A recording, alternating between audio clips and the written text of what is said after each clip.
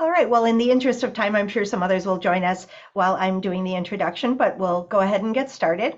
Hi, and thanks for joining us today for a webinar from the Institute for Research on Poverty at the University of Wisconsin-Madison. I'm Judith Sears-Poisson, and I'll be your host. Our webinar today is on supporting the early care and education workforce, evidence and opportunities, and we're really fortunate to have a great panel of speakers with us today. First off, we'll hear from Dr. Leah J.E. Austin, Executive Director for the Center for the Study of Child Care Employment at the University of California, Berkeley.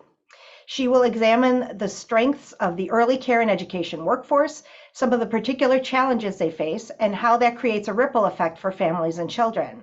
She'll also share some examples of approaches that some states are taking to address these issues. Next, we'll hear from Dr. Anna Markowitz, who is an assistant professor at UCLA's School of Education and Information Studies. She's a developmental psychologist and policy analyst and currently co-directs the study of early education through partnerships.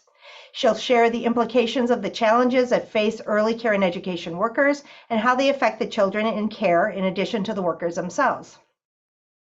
And then we'll wrap up the presentations with Dr. Laura Dresser, who's a clinical associate professor in the Sandro Rosenbaum School of Social Work here at UW-Madison and associate director of COWS, which is a UW-Madison Think and Do tank. She's also an IRP affiliate. Laura will offer her perspectives on how the COVID pandemic affected the early care and education field, how ECE fits into the larger economic context, and policy approaches to support the ECE workforce.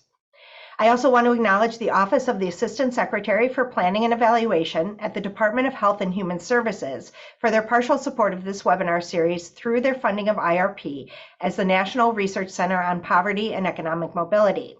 We have an hour today, and after we hear from each of our presenters, we'll spend the last 10 to 15 minutes for a live Q&A. You can type those in through the Q&A box. We did also get quite a few questions submitted as people registered, so we'll be queuing some of those up as well. I hope you'll also feel free to participate through the chat. We'd love to know who you are and where you're joining us from.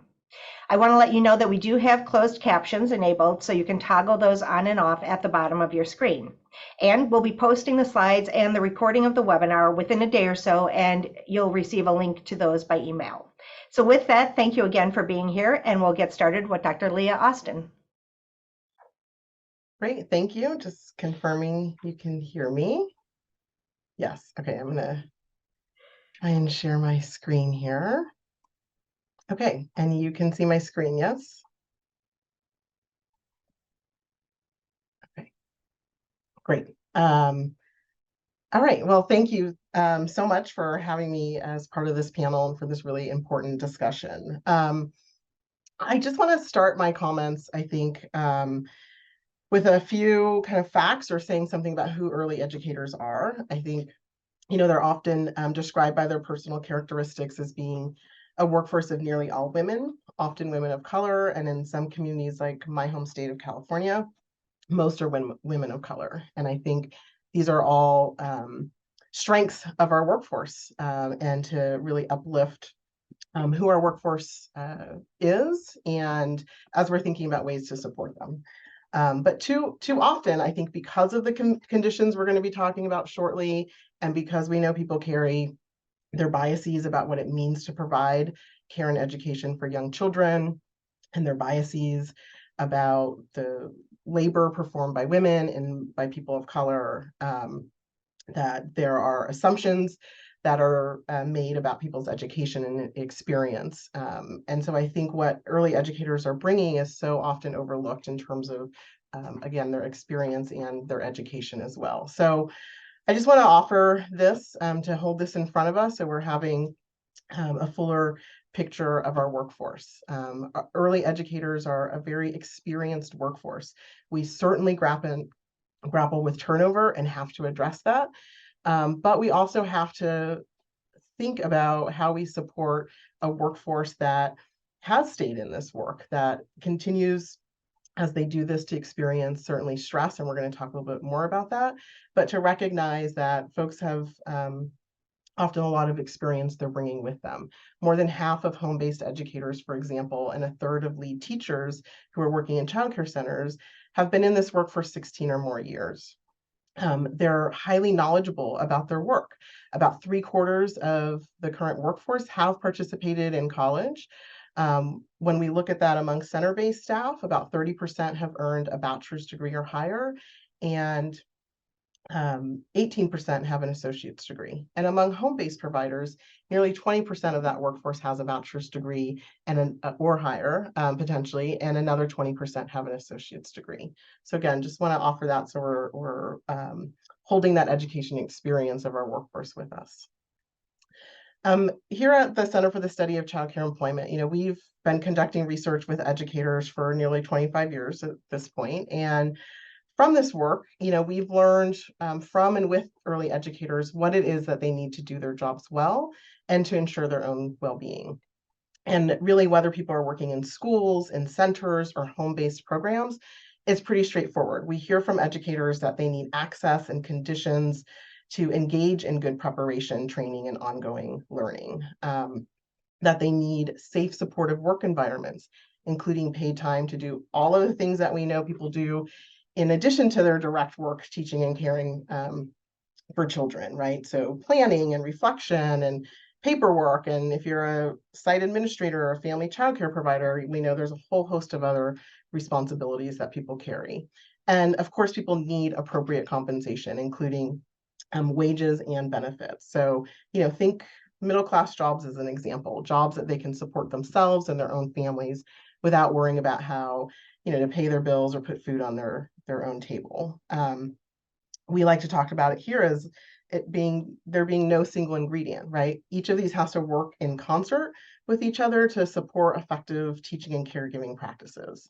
But what we see, certainly over, I would say, the last 15 or 20 years, is there have been more investments in early care and education and in quality improvement. But when we look across communities, more of those efforts have been focused on a single ingredient, really around education and training, on those like inputs into people, training, education, and those have not been sufficient really on their own either, but they also haven't been sufficiently linked to the other ingredients of working conditions and pay. We are beginning to see more rapid response and change, and again, we'll talk a little bit about that, but there's really been this disconnect. And so when it comes to the overall treatment, conditions, and compensation provided to early educators, there are enduring inequities that have severe consequences for the workforce. And we could do a whole session, really, we could do many sessions, and I do courses on this and do some deep dives, but today I will mention that the consequences of these enduring inequities mean that economic insecurity is a persistent experience for members of this workforce, and that conditions can be especially harsh for educators who are women of color and who are who are immigrants. So what we see as a result of underfunding, having bias built into policies and into investments and funding, again, economic security is or insecurity is rampant across the workforce, but we also see some serious gaps and pay penalties that people experience. So when we look at poverty rates, for example, poverty rates are very high for this workforce as a whole, especially when we compare that to K-8 teachers and when we compare it to workers overall. We've looked at this across states, and we see that this really ranges. In Virginia, for example, the poverty rate for this workforce is just under 11%. When we look at Florida, we're going all the way up to about 34%. Women of color, we find, are overrepresented in the lowest paying jobs and underrepresented in leadership roles, and are frequently and persistently paid unequal wages for equal work. We've looked at the National Survey of Early Care and Education data as an example, and looked at that across ages of children people are working with, looked at that across racial and ethnic characteristics of the workforce, and we see these gaps show up. So, for example, we find that Black educators are paid about $4,400 less per year than their peers for doing the same work. There's a wage gap that persists, across levels of education. We when we look at this and isolate, looking at Black educators compared to their white peers, that gap widens to about $5,700 less per year for Black educators. Latina educators, we find, are paid about $2,000 less per year than their white peers. So there are real systemic inequities that are built into our system. We find this with wage gaps as well when we look across infant and toddler and preschool teachers. We know that the younger the child, the lower the pay. And this, extends, right? We know preschool teachers are paid less than kindergarten teachers. Infant toddler teachers are paid less than their peers working with preschoolers. And you can see this here, this example where we're showing, this wage gap of $9,500 between infant and toddler teachers with a bachelor's degree, for example, and their pre-K peers. Like, these are not recruitment strategies and retention strategies, certainly for our workforce. And then I would just also mention that, what we find as well is that Black teachers in particular in centers are disproportionately impacted by that wage penalty for working with infants and toddlers, because they're more likely to be working with that age group than their peers. So when we look at that, and again, we're just kind of having a snapshot here, but it should not be surprising that we have a jobs crisis. We had a crisis of jobs before the pandemic. The pandemic certainly exacerbated this crisis, and it continues. We've seen other industries return and exceed their pre-pandemic employment levels, but the sector is still struggling. My colleague here, Dr. Caitlin McLean, I think she's said this so clearly, so I'm just going to quote her so I don't get it wrong, but she said that, these poor working conditions are not inevitable. They are a product of policy choices that have consistently let down early educators. And I would just add to that those policy choices have also included choices to continue policies, reinforce policies that reflect systemic racism and systemic oppression. We see that in some of those data points. But because they're choices, right, that means that choices can be different, right? We can make different policy choices. And I think we are indeed witnessing some change, right? There's historic levels of pandemic relief through ARPA and other funds. These funds have provided, in particular, states with the opportunities to demonstrate how public funding can be effectively and efficiently used to fund early care and education beyond our traditional means-tested programs through subsidy or contracted programs like Head Start or state childcare or state preschool, right? There's been an opportunity to see how we can reach programs that haven't traditionally participated in public funding.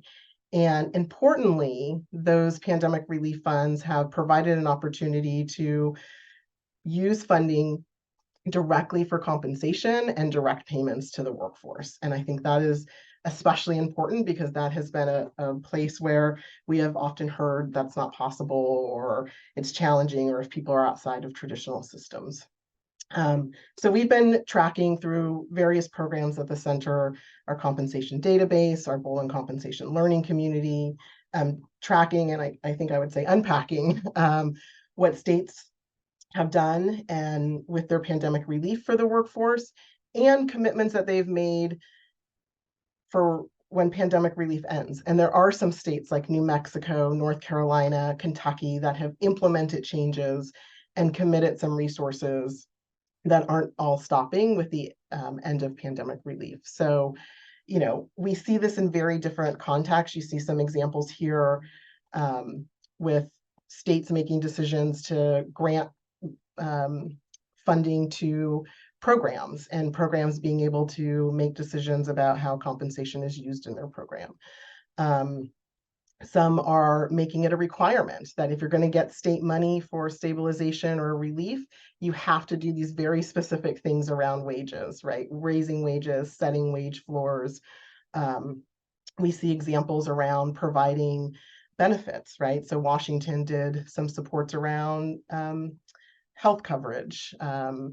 Kentucky, which many people may be thinking about, it's been in the news lately, made working in childcare an eligibility for childcare subsidy. It's not dependent on income.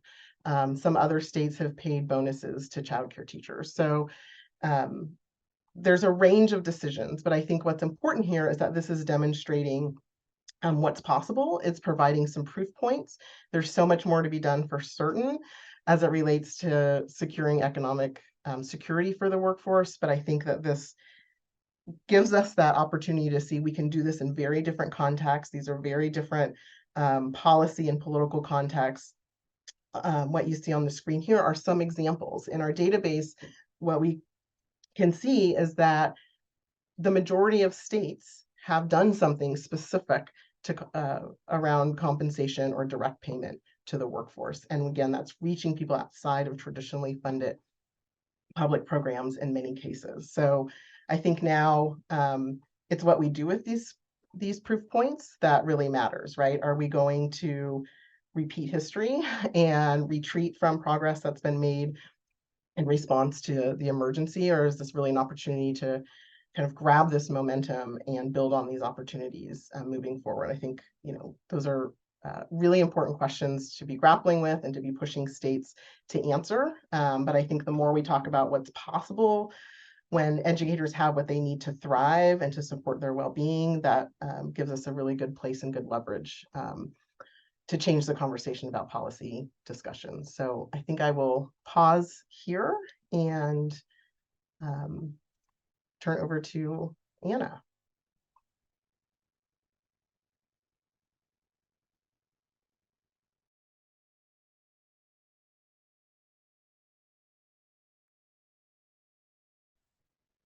Great. Thank you so much, Dr. Austin, for that amazing presentation and for teeing up mine so very well. What I'm going to sort of do is talk a little bit more about the implications of some of the issues that Dr. Austin was raising for children, for families, and of course, also for educators who we want to continue to center in this conversation. So as Dr. Austin just noted, I think it's always important to start these conversations by calling out the fact that early educators have an extremely important skill set. They do incredibly complex and incredibly impactful work, and they are being exploited in our current economic system. They earn poverty wages, and even more so in the wake of COVID-19, pay a steep penalty for continuing to do this work, even though it is work that keeps families, children, and our economy afloat. I wanted to be just for a quick second clear about what I mean by poverty wages, because I think sometimes the numbers hit home in an important way. So there's no county in the United States where the median wage of an early educator is above the living wage as estimated by MIT's living wage calculator. In states that have no minimum wage, which includes some of the states I work with, we see early educators reporting hourly wages as low as $7.25 an hour. In my state that I work in, California, more than 60% of early educators report participating in means-tested public supports. So these are programs like TANF or food stamps or Medicaid that you can only participate in if you have a very low income. So we have educators sort of working full-time doing this incredibly important job, but they're still having to opt into these programs in order to make ends meet. And so I want that to sort of frame this conversation around a major support we're not providing early educators, and then help us sort of think through the implications, like I said, for educators, for EC stability, for children and families, and ultimately for equity. And I'd like us all to keep in the back of our minds Dr. Austin's point that these findings are the result of choices we've made within the system. So every sort of sad fact I'm about to present you with is utterly changeable if we make that decision. So the working conditions that we push on early educators do result in real challenges for early educator well-beings. I'm sure that many folks on this call have heard that many early educators struggle emotionally and financially. This has also been in the news a lot recently in the wake of COVID-19. And so I wanted to just put some of my my team's data to these claims, although you can pull this kind of data from a variety of sources, unfortunately. So this is data from over 700 educators in Virginia. It's data from over the past 4 years or so. And I wanted to show these multiple years of data just so we can see how COVID has made what was a bad situation worse.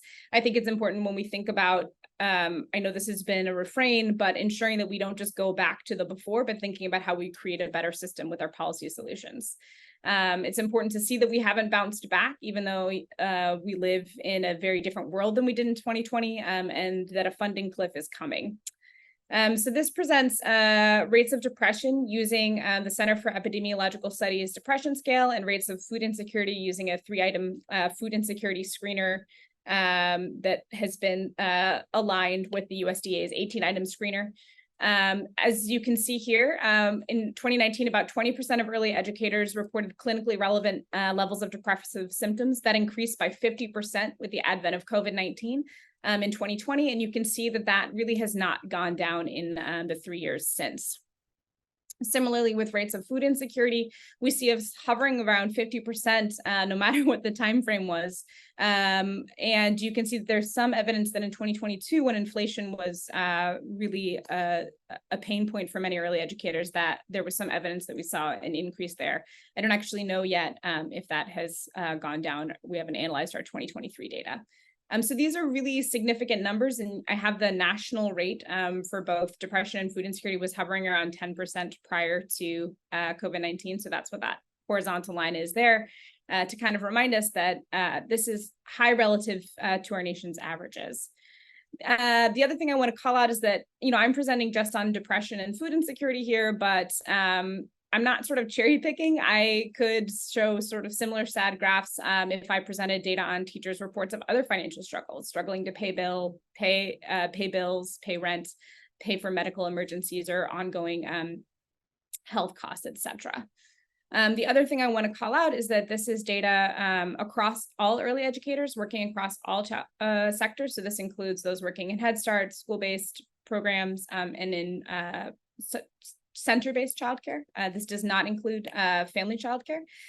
This is important to call it because those working in centers and family-based childcare often face more pronounced struggles. So I may be underselling a little bit here.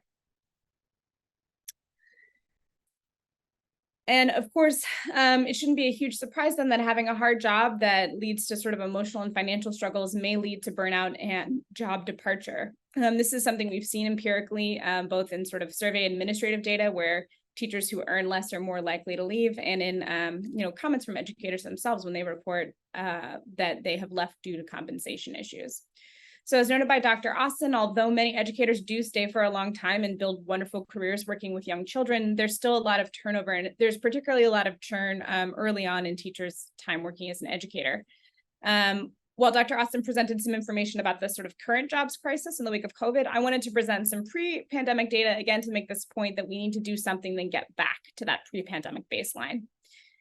So I'm showing here data that my team has analyzed from Louisiana. What these data include are all early educators working across all early childhood settings that receive public funds that are center-based. So this is childcare centers, Head Start centers, and school-based pre-K. I don't show Head Start here, I just show the childcare and school-based. It's worth noting that the childcare center is about 70% receive subsidies in Louisiana, so it's a large subsection of all childcare centers. And so in these data, I can see every teacher twice a year, and that allows me to see whether or not a data, for example, that we see in the fall of one year shows up in the spring, shows up in the next fall, etc., working in the same center. So I'm essentially able to say year over year over year what happens to a cohort of teachers. So these data present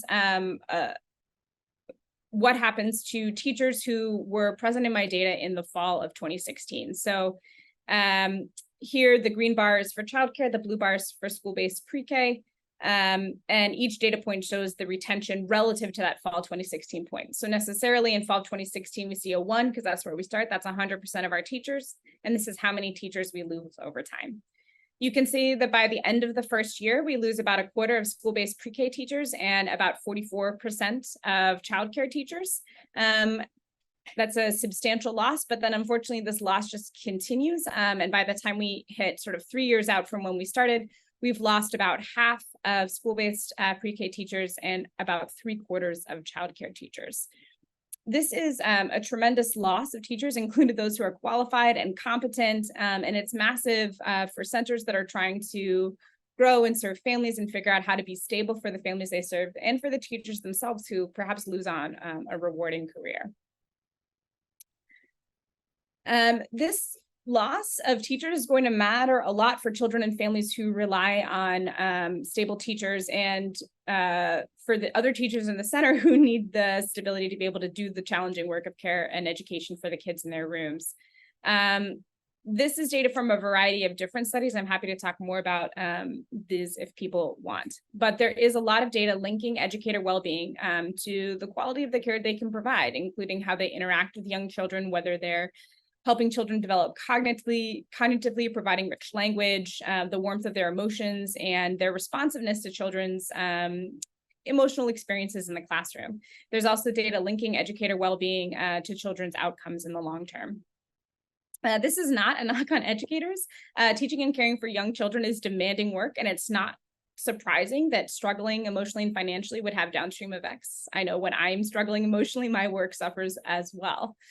There's also some evidence that teacher turnover is negatively linked to children's development. So the act of turnover itself and the instability in the system itself means that we're not leveraging early education as we could to support the early development, academic, social, and emotional of young children.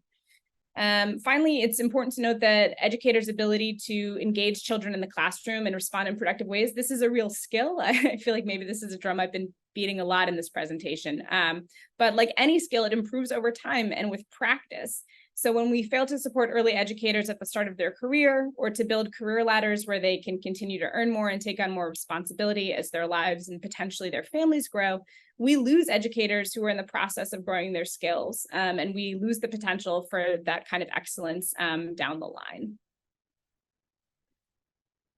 Finally, it's really important to note what the situation means for equity. And here I mean equity both for educators and for children and families. As Dr. Austin noted, early educators are the most diverse workforce in the United States. Yet even within this workforce, early educators of color earn less than their white peers.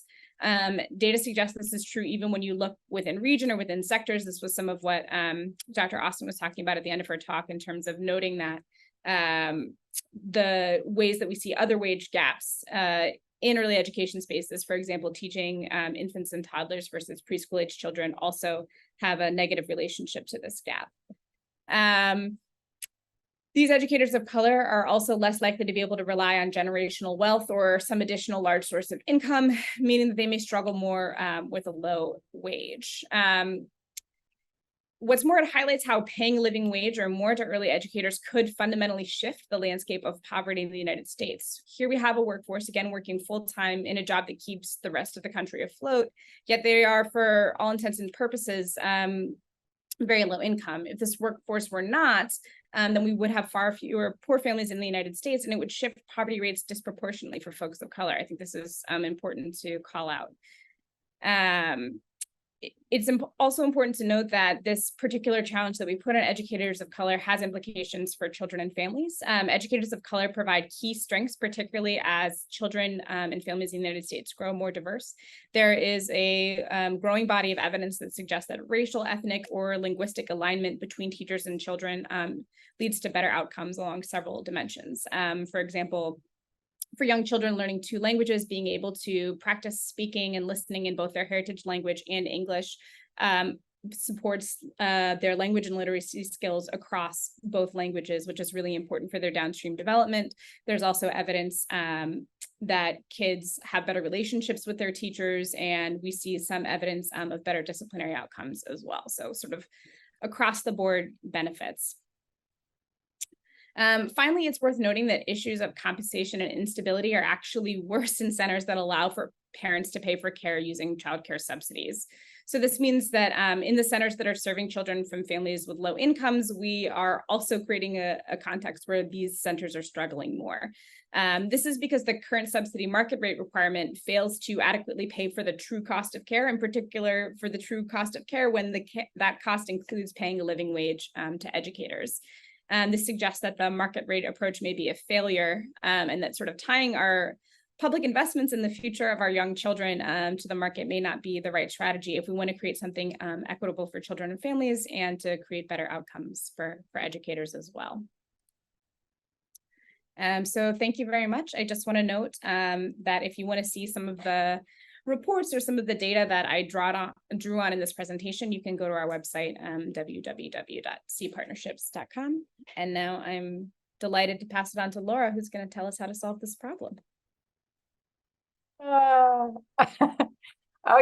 Okay, yeah, I got this, no problem. 12 minutes. It is delightful and an honor to be here with you all today.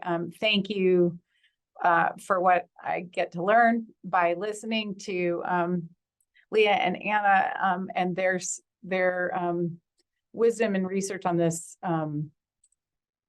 workforce.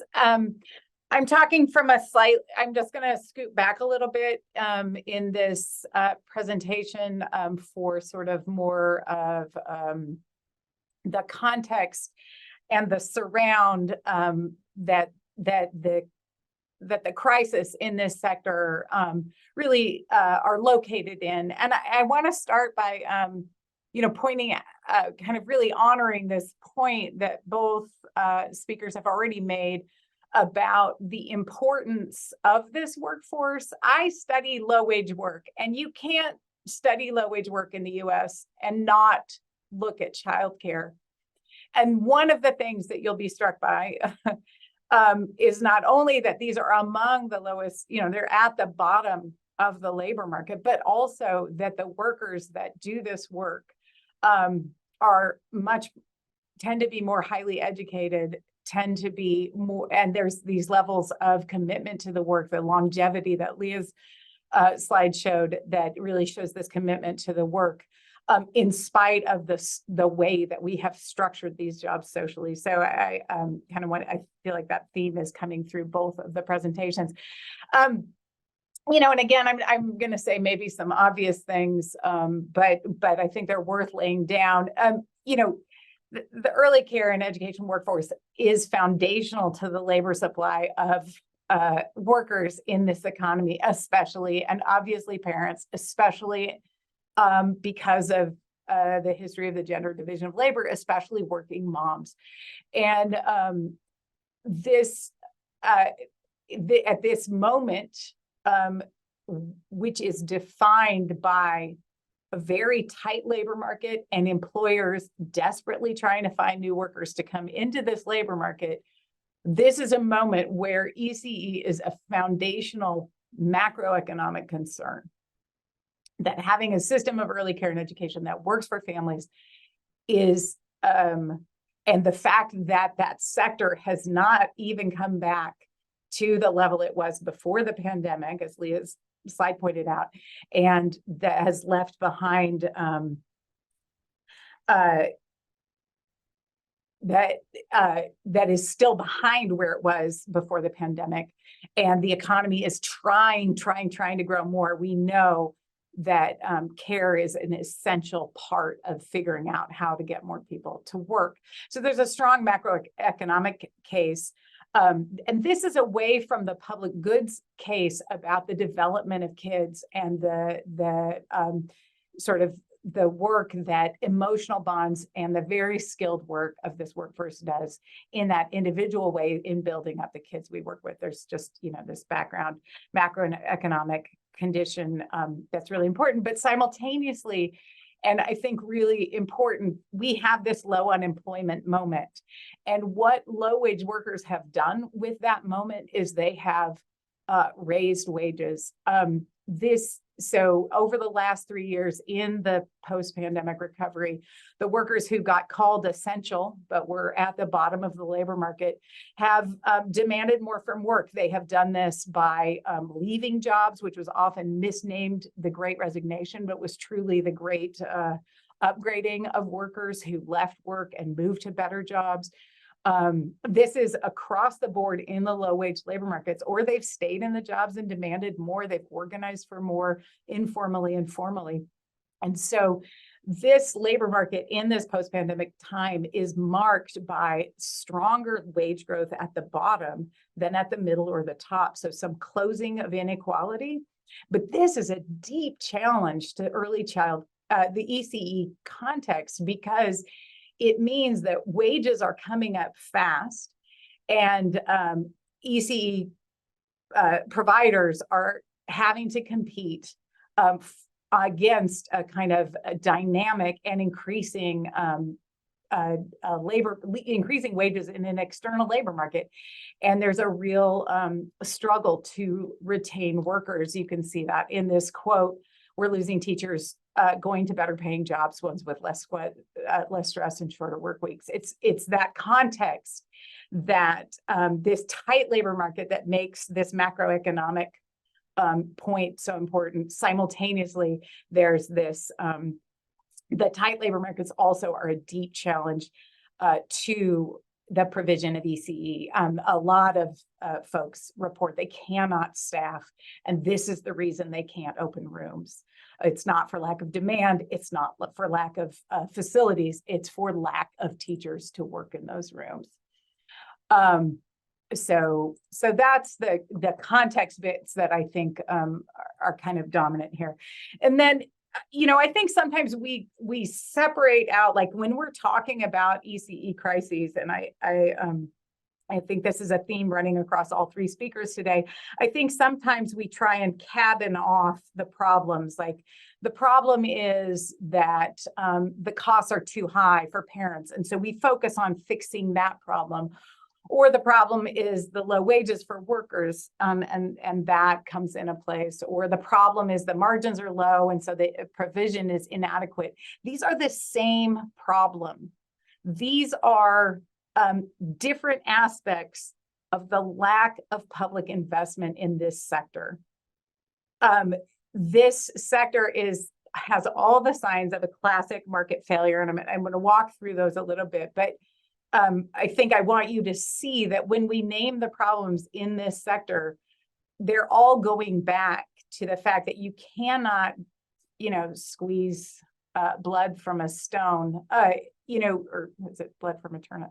Now I've lost my metaphor, forgive me. But in any case, you can't get it either out of either. And so we have this structure where parents literally can't pay the cost or figure out how to manage the cost, while the workers live with the kind of stress and depression and lack of access to benefits that the previous speakers documented, and while provision isn't at levels that we want, because people are not attracted into this sector because the margins are low and the stress with parents and for workers is really central. So this is my kind of central argument.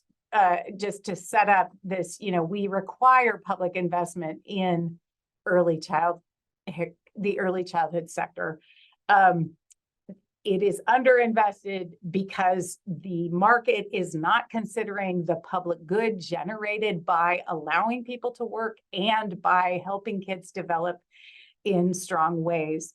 That leaves us with an inadequate supply of care. And I think sometimes we want to imagine there's some kind of magic. There must be a market solution to this. If only we had, some technology, some magical technology or magic process or magic scale. These are the ways that we drive efficiencies out of markets. These are not available in childcare.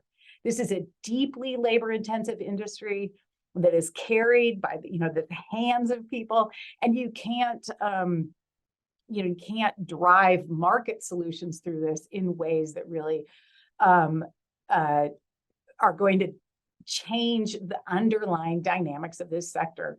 And I also want to, the other thing I'm going to call out is a lot of times in policy solutions, workers are in the last in line. We're thinking about parent affordability, we're thinking about accessibility, we're thinking about program development. We're not thinking about the workers as centrally. And I think across all three of these talks, I hope you're hearing how important that compensation issue, the quality of these jobs is to the whole picture. And the examples that Leah had from across the nation about the recovery funds and the innovative ways that delivered money directly to workers is really, I think, at the heart of this, of these questions as well. Substantial public investment is required.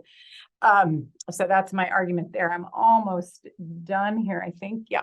And the federal pandemic investments, this is sort of just to echo back and to Leah's point. there was a massive investment that came into this industry in the pandemic recovery period. And that the loss of funding, that loss of that federal resource starting September 30th, I think is really a challenge when we have such tight labor markets, when we know the sector is going to lose resources and necessarily shrink or raise costs or both. You know, this is a critical moment. You know, there was a way of saying this, I think, that was useful to me. The federal government intervened in a failing market during an acute crisis, the failing market being the market for child early care and education. During an acute crisis, the crisis is over, but the failure is not. And this is why I think many of the previous speakers are really pointing to in 2019, this crisis existed. The pandemic revealed and exacerbated some things, and but that underlying dynamic has not changed. My optimism, I suppose, is about sustained and substantial public investment. Like Leah, I think the pandemic investments really are building the case and the expectation for sustained and substantial public investment. And I think the tight labor markets all across this nation are going to continue to focus a broad kind of bipartisan concern with what is our childcare capacity and how do we enhance it. I think in the past few years, we've seen ECE actually enter the conversation, didn't get included in the infrastructure bill in the end, but it started there. The idea that care is a foundation, like a road, like high-speed internet. It's a foundation on which all of the rest of the economy lies, and that investing it as infrastructure is essential for all of us. And then you see that all that innovation that happened with that money, I think it's creating the incentive in states to figure out how to continue that sort of level of investment. And so that makes me, you know, not just did Minnesota do some good work on workers, childcare worker wages, but they also have just started their own, you know, they looked at that work from the pandemic recovery period and now are invested in improving state money to improve jobs of ECE workers. So you can kind of see those things coming together there.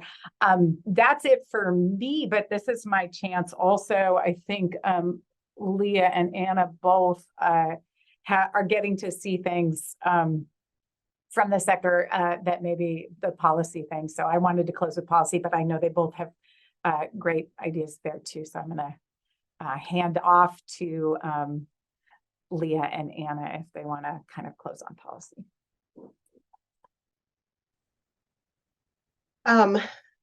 Thank you, Laura and Anna. It was great to hear, you know, each of your remarks and tying these things together. And I guess I would just come back to, I think, where you were taking us, Laura, on policy, right? We see in policy choices, right? This isn't going to happen because we just think it should happen. And I think when we look back, you know, one of the things I just mentioned very briefly, and I dropped a link in and didn't really get to spend time on, is talking about enduring inequities. And, you know, we can go back to the founding of our country and thinking about, you know, enslaved women were our first child care providers, forced to care for, you know, white children, and that then moved to domestic work. Childcare is, you know, domestic work in a different way. And, you know, then we see policy and laws that made decisions to, you know, organize work in different ways and organize the ability or the lack of ability to unionize and have a voice in work. You know, and we can see these threads, you know, moving ahead as our system moves ahead, or as our system, you know, years move ahead. We don't always advance. But those through lines are in our system, right? There is a reason we have the childcare system we have. There's a reason we have the inequities in our system. There's a reason we have under-resourcing of our system.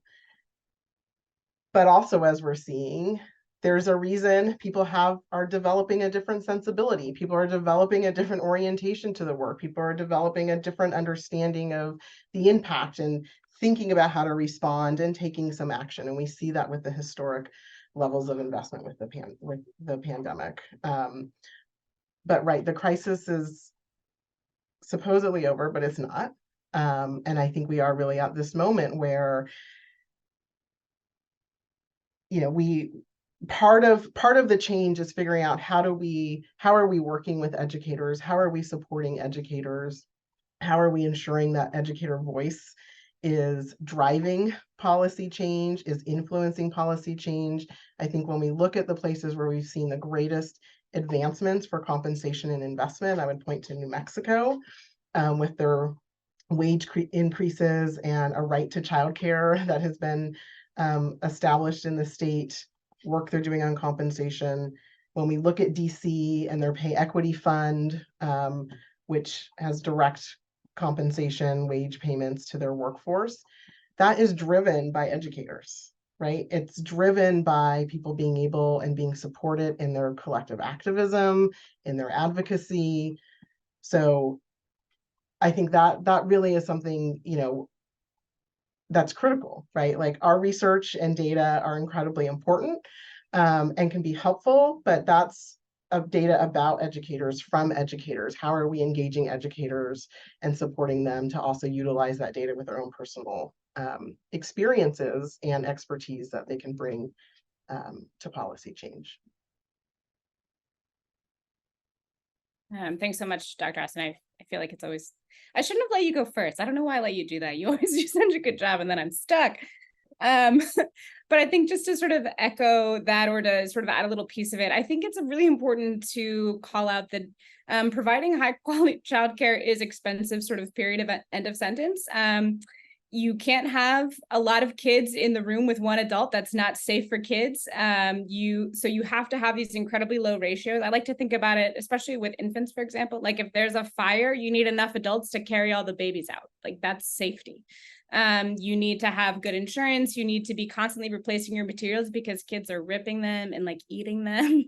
So I just think it's an expensive thing to do. There's a reason that care will cost anywhere between, you know, tens of thousands of dollars, you know, like roughly around $10,000-$15,000 a year for older children, and more like $20,000 to $30,000 for a younger child. That is the cost of it. It is not cheap. And so when we think about like, oh, is there something we can do to make parents pay or employers can pay? I mean, we're talking about a massive cost. And when we looked at this cost for K-12, you know, 100 years ago, we decided that we need to do this publicly. Human development is expensive.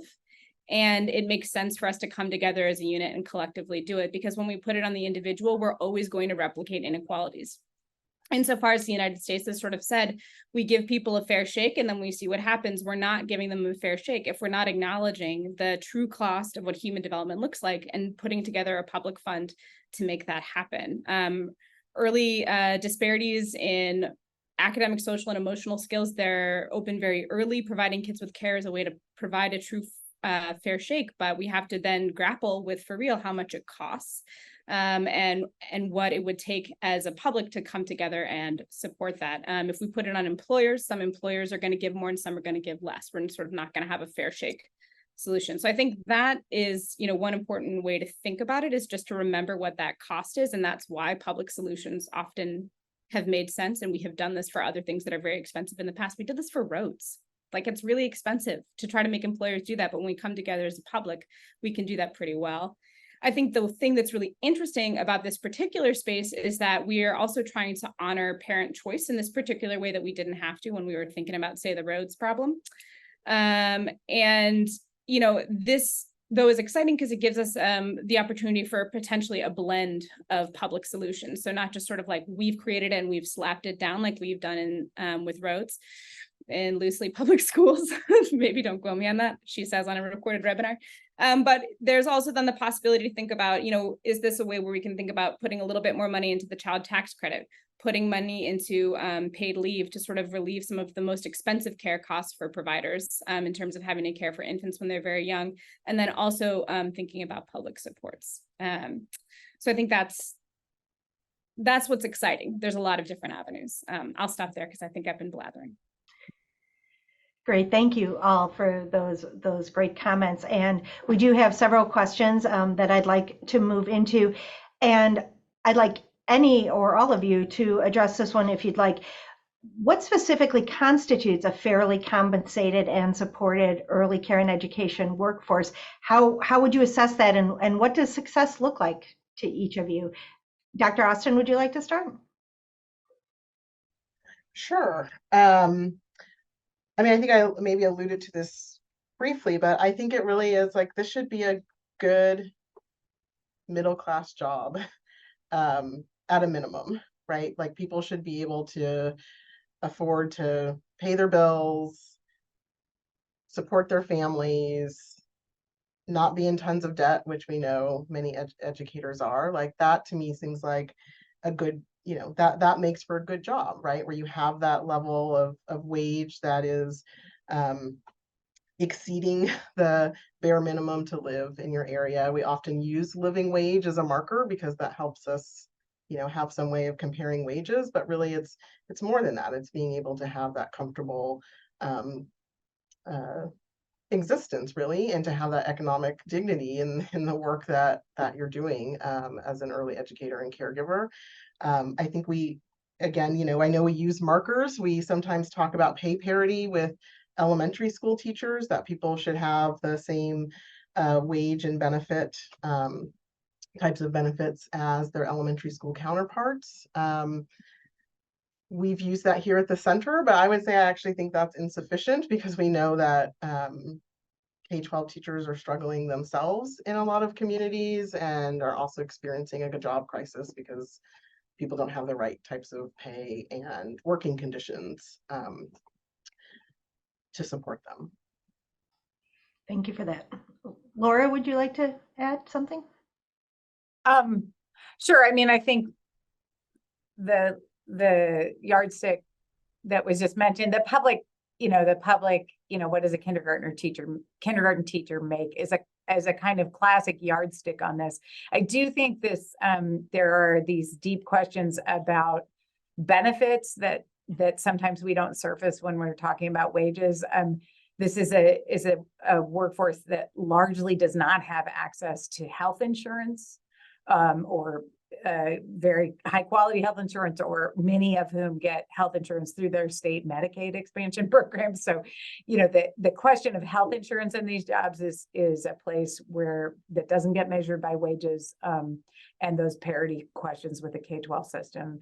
And then I think also just the structure of benefits is weak beyond that, the retirement, the paid time off, secured vacation and all that. And so those parity questions, I think, are really stark, even just looking at the difference between what this workforce makes and what a school teacher makes. But that doesn't even help focus on these other areas. So I just named those also as yardsticks on these jobs. And Anna, I'm sorry, I should have let you go first. Instead of, but no notes. That was great. I agree fully with both. Okay. Well, this is an interesting question, I think, and you've addressed different parts of this, but the question is, do you see this as a federal issue, state, local, all of the above? And this part especially, I think, is interesting. What are the systems and power structures keeping the status quo in place? And Anna, I'll let you start since you've been bringing up the rear. Thanks. So I think this is a great question. I think the answer is that it's going to be sort of all of these issues. I think from the perspective of what the true cost is, I think it's not going to be solved solely locally. I think it's going to have to be something where there's an investment made, at least aggregated to the state or federal level. I think one thing that I would do if I was looking to build solutions is look where there are already efficiencies. in terms of structures that are in place at the federal and state level. So for example, we have like federal block grant dollars that get passed into states where states get to have the authority to sort of make more localized decisions. And I think those make a lot of sense. In states like Louisiana, there also has been this effort to build up more local community networks around early education, which I think has sort of difficult to read now, but really downstream dividends if you combine that with a lot of funding in terms of being able to look really tightly at just what's the population of the area that you're in, and be a little bit more responsive to family and children's needs alongside educators' needs. So I think localizing it is good for efficiency, but I think just in terms of the cost, it has to be at least a state solution, if not a federal solution, likely a combination of both. I think the answer to this is also a little bit the second piece of the question around the systems and power structures. I think part of it is that historically we have not considered anybody caring for children as a job that's worthy of compensation. And so, for example, we haven't seen mothers who are doing that work as folks that need to that are giving up other wages or needing sort of compensation or support in doing that work. And so I think part of it is that we're not even having a conversation where we put paid leave on the table next to it, where we think about child tax credits next to it. And I think all of these things sort of together have led to the problem. And that also, like I said before, I think means that we could have solutions across a variety of spaces. But I'll pause there and see if my colleagues have other thoughts. Thanks. Laura or Leah?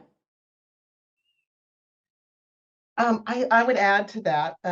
So yes, I just say I really appreciate the landscape, right? Like this is part of a bigger conversation and set of policies around care and education and caregiving, and the impact on women in many ways as mothers and as early educators.